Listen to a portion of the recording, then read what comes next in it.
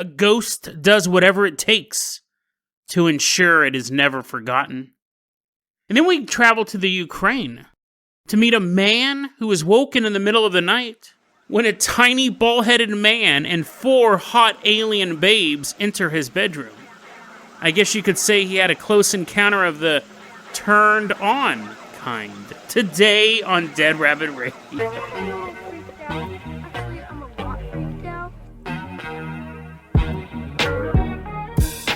Hey everyone, welcome back to another episode of Dead Rabbit Radio. I'm your host, Jason Carpenter. I'm actually not having a great day, but I hope you guys are. I hope you guys are having a great day. What is that, truth in journalism? I think you guys probably picked up on it yesterday's episode. I record a lot of these episodes back to back now because I have a new job and I don't have as much free time as I used to, but I record a lot of these episodes back to back. Yesterday's episode, I think you could tell as it was going on, I was getting sicker and sicker. I'm actually battling a bit of an earache right now, which if you have human ears, if you're not an alien, you'll know that ears and throat, it's all together, so talking sucks. But you know what, man? You know what doesn't suck is you guys. So if I have to be in a little bit of pain to do a show for you guys, I'm gonna do it. Let's go ahead and introduce one of our... I want to cover you guys too. Let's introduce someone who supported the live stream. This was from the Thanksgiving episode of 2019. It's been a while. I don't even know if this person still listens to the show, but they're our guest of honor coming into Dead Rabbit Command right now. It's Thought Not. Everyone give a round of applause to Thought Not. He's like, dude, what? I don't even listen to this show anymore, but I guess I'm here for this episode. Thought Not, thank you so much for your donation back in 2019. You're going to be our captain, our pilot this episode. If you guys can't support the Patreon, or if you guys don't have a time machine to support that old live stream, that's fine too. Just help spread the word about the show. Really, really helps out a lot. Thought Not, I'm going to go ahead and toss you the keys. Oh, great. I have to make sound effects too. My throat. This is going to be a tough episode. Thought Not, I want to go ahead and toss you the keys to the Jason Jalopy. I put a muffler on it. It's not as loud. I'm going to toss you the keys to Jason Jalopy. We're leaving behind Dead Rabbit Command. We are headed on out to Helena, Montana. Thought Not's driving us all the way out there. We're at Carroll College. It's the early 1960s, and specifically, we got rejected by all the girls on the green. Yes, I do smell like a diaper. We walk up, and we're walking around the dorm room of St. Charles Hall, and this is where all the students are staying, and they have like these communal bathrooms. And it's late at night, and this guy comes back from a party. He's like, dude, that was such a dope party. And when I say dope, it's the 1960s. I mean, we were actually doing heroin. And so he's walking around, and he's really drunk, and he's there to brush his teeth, and he's drunk, which is a bad combination, and he's like, brushing his teeth, and then he loses his balance, which is what you will do when you're drunk, and he slams his head into the bathroom sink, and then falls to the ground. People find him, he's laying there on the ground, they probably hear it, the sound of a human head hitting a sink is unmistakable. Even if you've never heard it before, you've heard it. It's the weirdest thing in the world. I heard a man fall down the stairs once. Did I ever tell that story on the podcast? I saved this dude's life. It just happened like a year or two ago. He fell down the stairs, and I've never heard a human fall down a flight of stairs before. But when I heard it, I knew exactly what it was. I hope that wasn't what it was. I was hoping an air conditioner fell out. But you know, it's weird. I've never heard a human tumble down the stairs. Human head hits a sink. You've all heard it, even though you haven't heard it. People go in there, and he's bleeding out, and they take him to the hospital, and he has a severe cerebral hemorrhage. They're doing surgeries to try to relieve pressure, but nothing works, and he passes away. Tragic story, and it happens, and it's one of the big dangers with alcohol abuse. Tragic, absolutely tragic story, and it happens. It's not incredibly uncommon for people to have the guy who fell down the stairs. By the way, he was actually a hardcore alcoholic, and he was super drunk, and he tumbled down the stairs. So, and we had to get the ambulance involved. He would have died. The same thing, basically, but he luckily survived. And I think I've talked about it on the show. But the point is that This guy didn't. Didn't go on to have a long career. Unfortunately, as I laugh, didn't go on to have a long career and have kids and family. He died because of alcohol-related injuries. Now, that was depressing. That was depressing when I put it that way. Let's refocus. At first, people just kind of were sad that this had happened to this young man. But over time, people started to notice. They'd go into the bathroom and they'd be washing their hands. They'd be brushing their teeth. They'd be listening to a white noise machine of the ocean. And at one point, they look down and they see a blood stain on the sink. And they go, "Well, that's kind of tasteless. They didn't clean this off. They didn't wipe off the blood." And so they call the janitor. Maybe they try washing it off first, but call the janitor. Janitor comes, scrubs it down. A couple days later, "Man, I sure need to relax. Where did I leave that white noise machine?" There in the communal bathroom, you go in, the blood stain is on the sink again. So that became a regular thing. You'd wash it off and the blood stain would slowly reappear. Creepy. Maybe paranormal. May just be bad janitors. Who knows? But then, people started to see a blood stain appear on the floor. Try washing it off, they'd scrub it out, it'd be gone. A couple days later, blood stain would reappear. So at this point, you are starting to think paranormal. And I'm sure a lot of people, I would have been thinking it was paranormal with the first blood stain as well. But at this point, people are probably thinking, okay, this has to be weird. But then people would be in the bathroom. It's a communal bathroom. It's open all the time. Sometimes it's packed. Sometimes it's empty. Sometimes you're the only one in there. And people would go in there and they'd be washing their hands after going to the bathroom. And they'd hear a...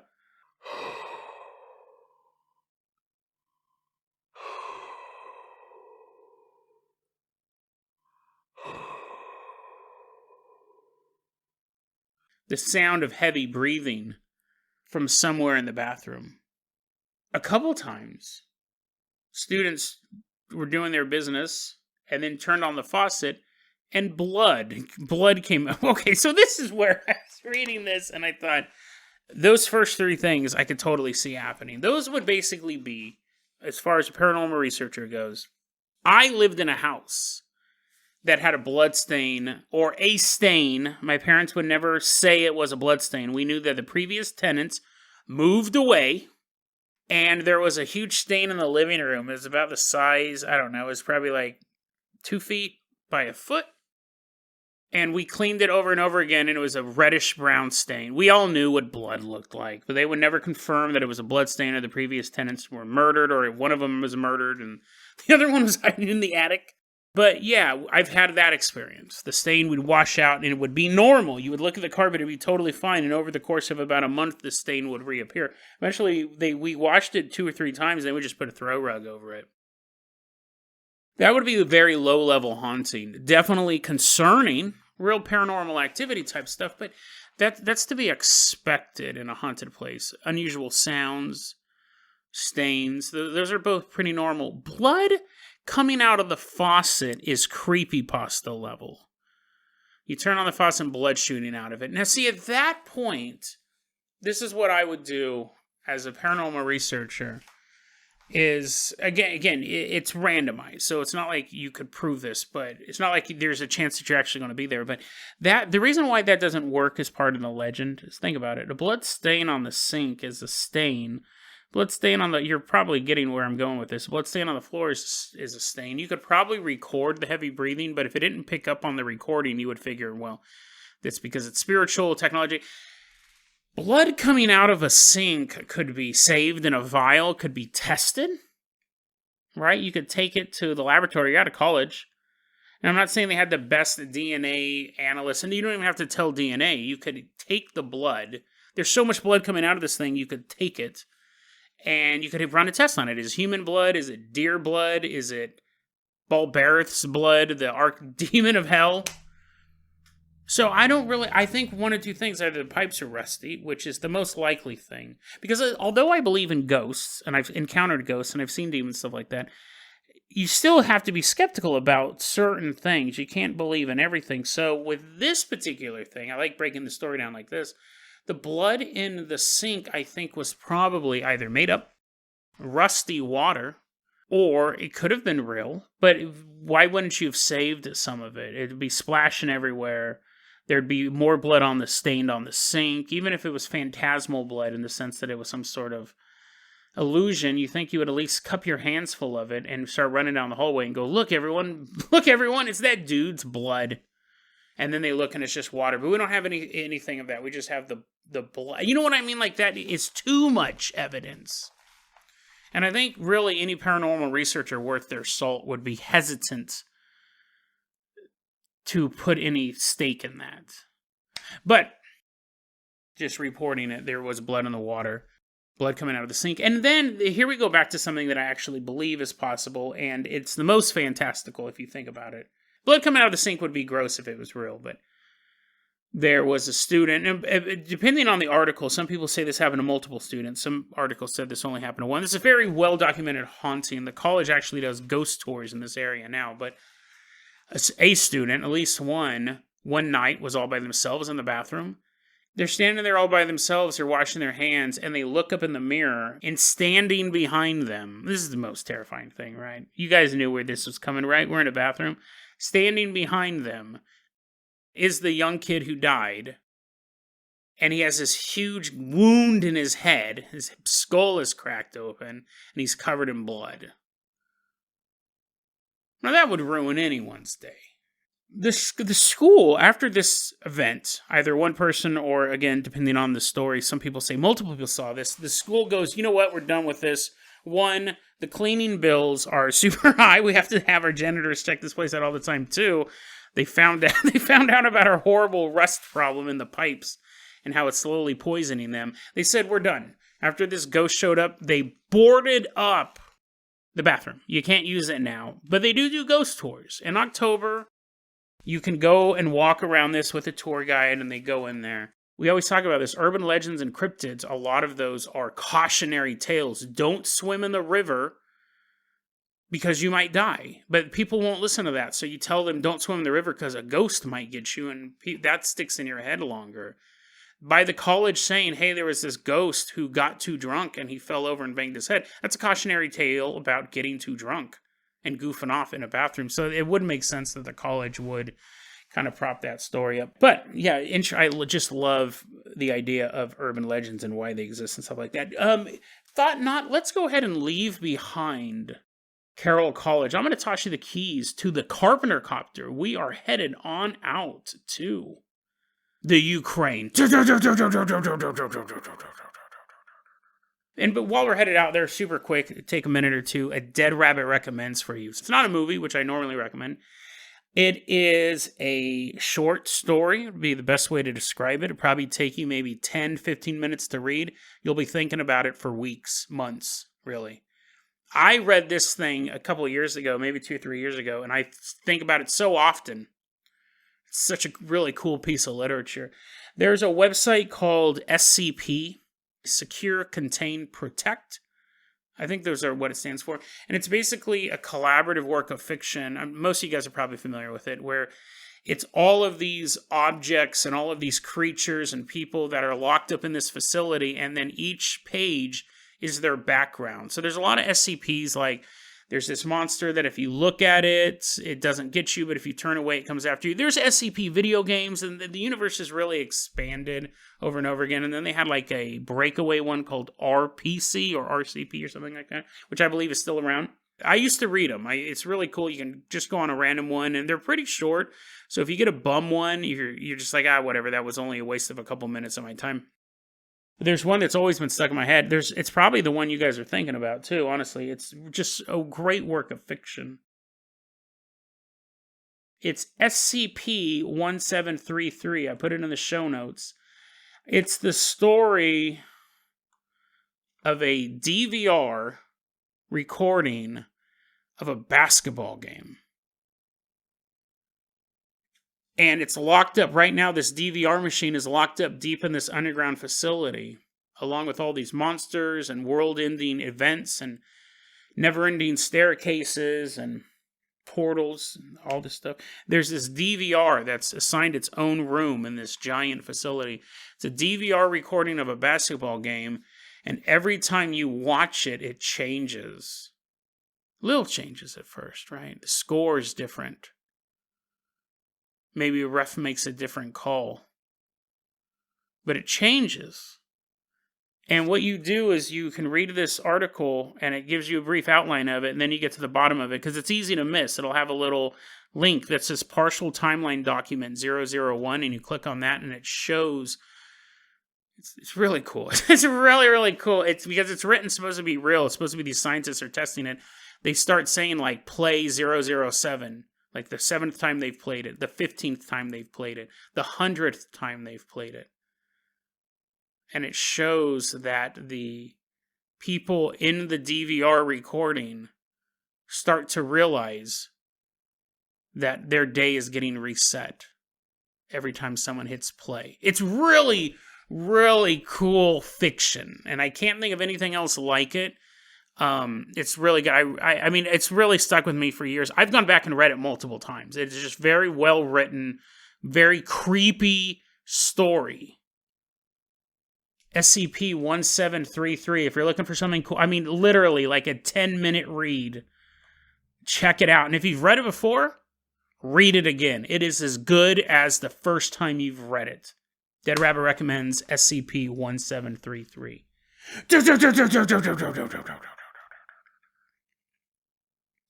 Thought Not is bringing the Carpenter copter low over Simferopol.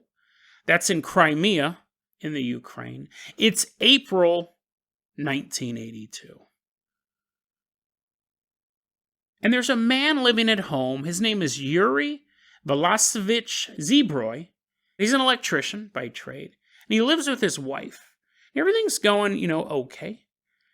Until April 14th, 1982, when his wife develops these horrible headaches. She can't sleep. Just keep staying awake all night. Same thing on April 15th. Can't sleep, just these awful migraines. April 16th now. 3 days have passed. She's miserable. He's miserable. They're both worried.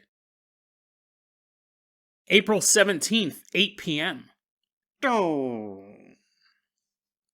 All the light bulbs in their house just dim at once. The fuses blow out. Yuri, luckily he's an electrician, just goes replaces the fuses. You're like, Jason, you don't have to be an electrician to replace a fuse. Well, I've never done it. But those fuses blow out as well. And he's like, okay, you know what? We'll deal with this tomorrow. It's 8 p.m. Neither of us have had a good night's sleep. I've been worried about you. You're up all night. Let's just go to bed. We'll figure it out. So he shuts off all the electricity in the house and they go to sleep. At one point, Yuri wakes up and he's laying there in bed. He sees plaster falling off his bedroom wall and a strange spot appears. Gets up and he begins walking over to this spot. And as he's reaching towards it, he becomes completely paralyzed. He's frozen there. But he's reaching his arm out. He's forcing this through. Ugh! And he touches the spot. Immediately there's a bright flash that actually illuminates his hand. It's like coming out of his hand. And then a flying saucer is flying around his bedroom. Now you go, Jason, how big is his bedroom? Is this Daddy Warbucks? The flying saucer is the size of a walnut. And it flies out of the strange shape in the wall, just materializes through it, and begins flying through his room. You're like, Jason, are you telling us about a dream? Yesterday's episode was about a dream. No, this is a dream-like state. And I'll say this right now, because if you're like, Jason, I don't want to hear about this dream, I'm going to skip to the end real quick, just so you know it's not a dream. That little, whatever else happens in this dream, it's not a dream, whatever else happens this night, he sees the plaster fall off the wall, he sees that shape. When he wakes up the next morning, the plaster has still fallen off the wall and the shape is still there. So, it did happen. Whatever is going to go on, as fantastical as it gets, there's physical proof. I don't want to wait till the ending to get to this. There's physical proof that at least some of these events happened the way he believes that they did. So, as it's flying around the room, it starts to get larger as he's watching this fly around. And then there's a bunch of amoebas in his room. There's a bunch of amoebas. You're like, Jason, is this just a dude? Is this just the dude's dream? He's in a dream like, say, no, this isn't just the dream. Trust me.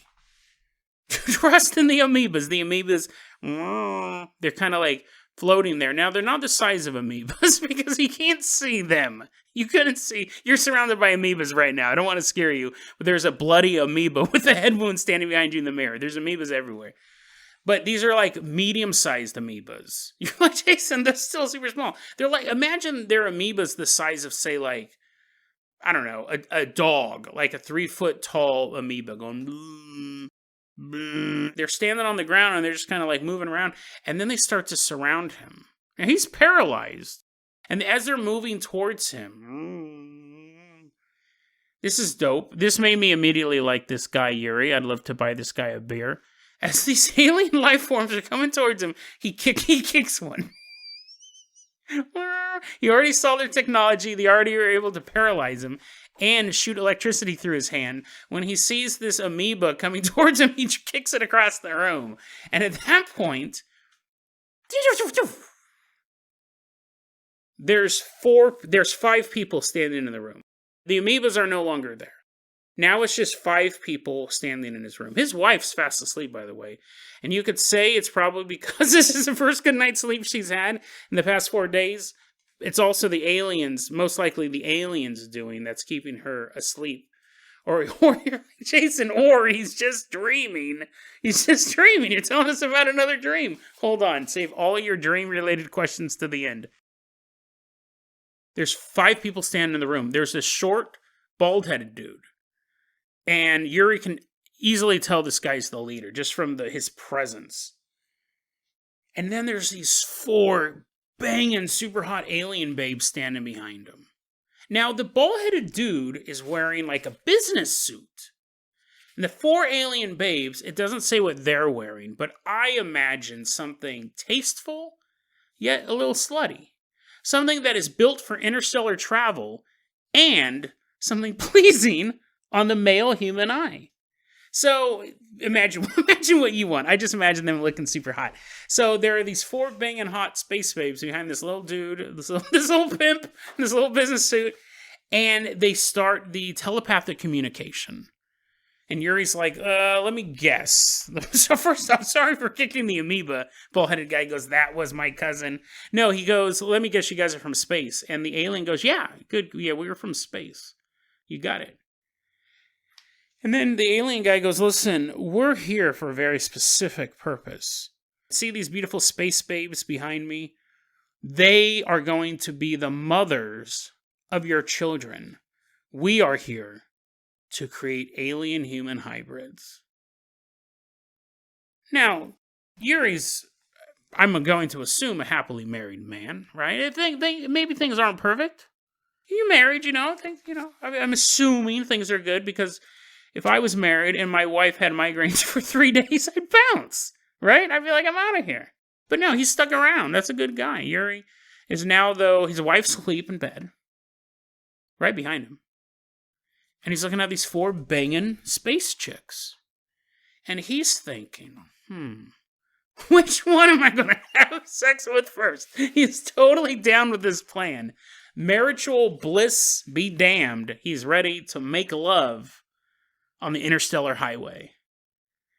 And the girls start taking their clothes off. And he's like, dude, this is so dope. Like, we got the redhead, we got the blonde, we got the glipcorp, we got the one with the tentacles coming out of her head. There's a hot amoeba in the corner. There's an amoeba wearing a bikini. He's like, I'll save you for after a couple beers. After I brush my teeth and bang my head, then I'll have sex with you, amoeba lady. he's like trying to figure out which one of these chicks he's going to bang first. And they're getting undressed, and they're beautiful. They're absolutely beautiful. But he starts to realize that they're missing some, how should I put this for a family-related podcast? They're missing some parts, I think the scientific term is genitalia, that would allow him to have sex with them.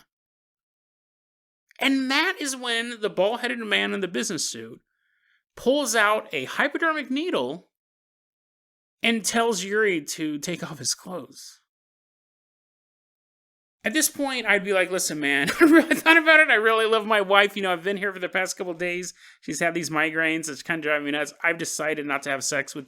I mean, I can obviously tell these women are in... That amoeba's looking a lot more attractive over there. Its body's a little more malleable, but I can't have sex with any of these women. He goes, oh, yeah, sorry. When we procreate, we're not going to have sex. But I need you to take your pants off, sir.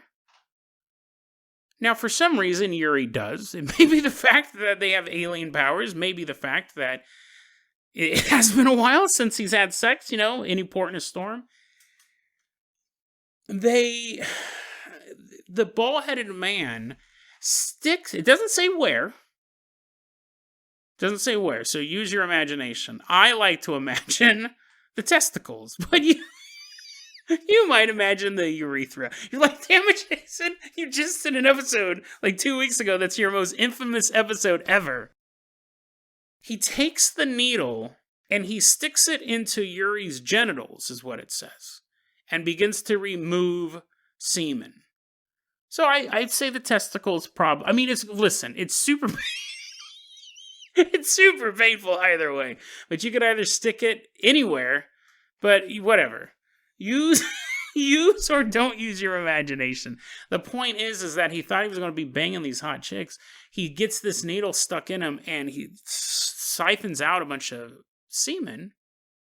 And then he notices that the women, instead of having normal female genitalia, it's only... Let's talk about disappointment, right?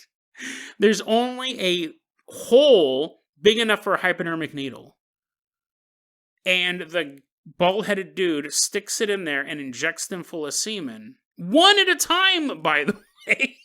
Then the bald-headed guy has to come back and get more out of poor Yuri. He's getting pricked with this needle multiple times. The women have a gauge on their neck. And every time they are injected full of semen, it goes up a little bit. Dude. And then when they're finally full of human semen, it lights up. This goes on, you can imagine, this goes on for quite a while. But as this is going on, it's super fascinating. I mean, the whole story is so bizarre, and you would chalk it up to a dream, except for what's coming up. No pun intended. Yuri asks, is this a dream? And the bald-headed man... Because you want it to be a dream, right? You're getting stuck in the testicles, at best, with a needle for the 10th time this night, and the bald-headed man goes, you will think it was a dream. You will remember this as a dream.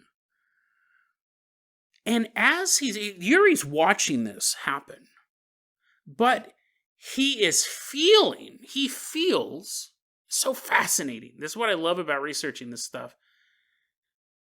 He's watching this happen. He's seeing this event go on. But in his mind, in his soul, he's having sex with these women. Isn't that's something that you really only see in UFO stories because they're so reality altering. Like, two things can be happening at once. The physical reality is they don't have female genitalia. He's being injected with a hypodermic needle. But at the same time, he is sensing it as making passionate love to 4 different alien women. But that's not what's happening. They're able to craft a new narrative, a more pleasing narrative. Fascinating stuff. Alien stories psychologically are so fascinating. They're able to erase your memory, give you lost time, and then you'll remember, you'll be hypnotized, and you'll see the true horror of what went on that ship, when really they're doing you a favor by wiping your memory. Right? The aliens don't want you to remember, not because of any sort of global conspiracy. They know how horrifying it is. So they think they're doing you a favor. You continue to investigate the mystery, and then you find out how horrifying it was. And then you become even more paranoid and more OCD. This one's the same thing. They're giving him memories of making love to these women when really he's being pressed. He's having a needle pressed into his junk over and over and over again. He said then after the procedure and all of their little necks were filled up, the little gauges, he said they all start to become translucent, diffusive. They started to look like almost like TV lines, like there were some sort of projection that was being interfered with, and then they disappeared. He wakes up the next morning, and this is where you wrap it around to it not being a dream. He wakes up the next morning. He feels very weird, which is what I would imagine if you've had a hypodermic needle in your balls over and over and over again. Again, at best. He wakes up, he feels weird, and the first thing he does is he walks over to the spot on the wall that he saw at the beginning of this dream-like state. Remember, the plaster fell off the wall, a spot appeared, and that's where the walnut-shaped UFO materialized from. He is wide awake now. He gets up out of bed. The spot is there. So there is physical proof that this happened. I got that from one of my favorite websites of all time now. Think about it, docs.com. Not because of that story. I was like, dude, needles and balls? This is the best website ever. Move out of the way, other bookmarks. Think about it, docs.com. I love it. It's one of my favorite websites. And they got it from the Simferopol UFO Research Group. That was by two researchers, Vladimir Borominsky and Vladimir Belozerov. You know, it's funny because the first 3 episodes we've done this week, and I didn't really even plan it out this way. I have a kind of a unique way of how I plan the show. Unique in, I just kind of throw stories together. Hope they sound good on one episode. I don't really connect them throughout the week, but all the first 3 episodes of this week have all been about reality and how we see it.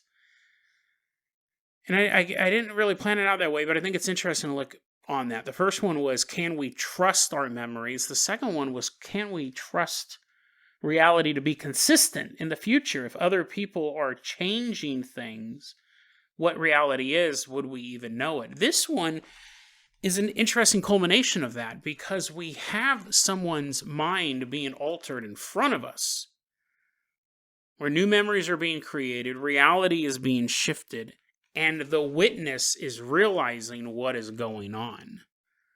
I think it's an interesting culmination to that whole thing, that little trilogy, I guess you can say. I think it's a pretty cool way to wrap that up, but he remembered this. And he remembered both versions of it. Which makes me think about all the times that I don't remember my dreams. Because I very rarely do. What happens at night to us? Now, this had a bit of a prelude, right? The wife was having the migraines. That could have had something to do with this.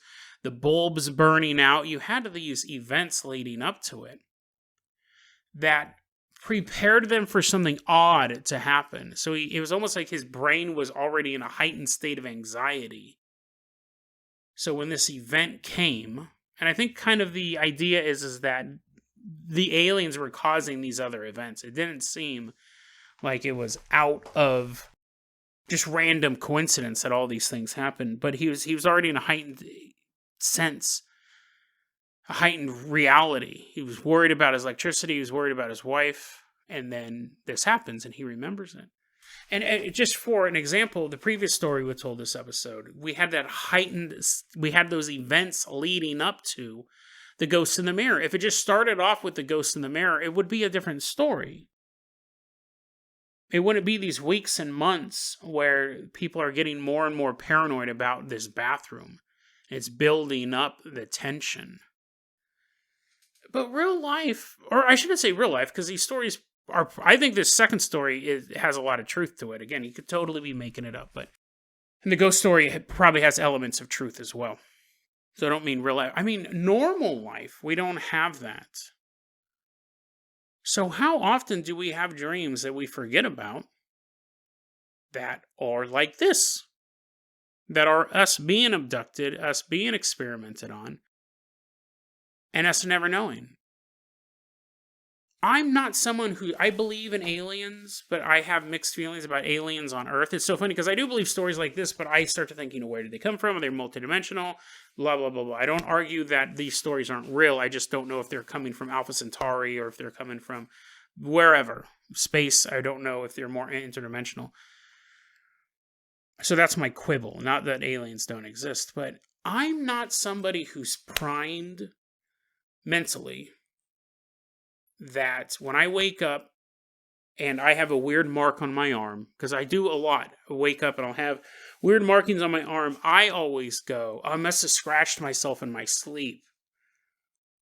Must have laid on it wrong and got some sort of crinkle on it. You know what I mean? Like, I'm not primed to be paranoid about gang stalking. My situational awareness is strictly limited to people around me. Are they a threat? I don't look at the color of cars or people who scratch their belly every time they walk past me or anything like that. I'm not primed for gang stalking. I'm not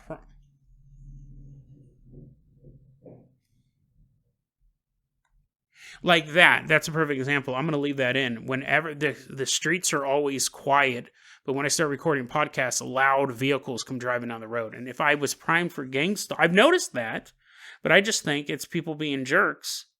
Or it's just a weird coincidence. Or they do drive around loud during the day, but I don't notice them because I'm not sitting impatiently as they pass to continue my sentence. It doesn't affect me. So, but a gang stalker would think that was targeted harassment. So, and I think most people aren't primed for gang stalking or for UFO activity. I think that this could be happening very, very often. And unless we're in a heightened state of awareness, you won't remember the dream. Or if you do remember the dream, you just think it's a dream. You see what I'm saying? I feel like I might be rambling. I'm going to wrap it up soon because I feel like I'm kind of rambling. But I think you guys get what I'm saying.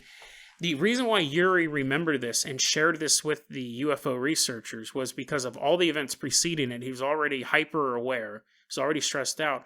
So when it happened, he took note of his environment. He started to go, this happened, and this happened, and then this happened, which... Because he felt in his bones it was leading, all those preceding events was leading towards something. If you just went about your day and everything was fine and perfect, and maybe not perfect, maybe it was the normal miserable day that you have because you hate your job or you get stuck in traffic, stuff like that, but it's what you're used to. When you go to sleep, you're not primed to think something is coming to a head. So it's on the normal days that the aliens can show up. It's on the days where you fall asleep, you wake up, you're walking around your house and you go, what? That's weird. I don't remember that little mark on my wall. Damn, this place is such a waste. It's a money pit. You just kind of keep going about your day. Even though you had all those events happen to you and you were present while they're happening to you, you forgot about them when you woke up. Or maybe you just remember bits and pieces of some weird dream you had that night. And you just go about your day, not knowing you have a bunch of space babies out there now. It's possible that the paranormal happens to us so often that it's normal. We just don't remember it. It happens to us at times where we're unconscious, so we're not aware that it's happening. It could happen with such frequency to everybody that it is the definition of mundane. But it happens at the right time, in the right place. And we don't even notice it. The world of the paranormal may not be a separate world at all. Sure, it's shocking when we see the bloody man standing in the mirror, or the 4 alien babes taking off their clothes. But how many times have you walked away from your bathroom mirror? Shut the bathroom light off. and crawled back into bed. And in the darkness of the bathroom, the bloody figure stands there, unseen, but still staring into the mirror. We like to think we live in a normal world with occasional slips of reality. But if there's anything this week has taught us, reality is never really that real. DeadRabbitRadio@gmail.com is going to be our email address. You can also hit us up at Facebook.com/DeadRabbitRadio. TikTok is @DeadRabbitRadio.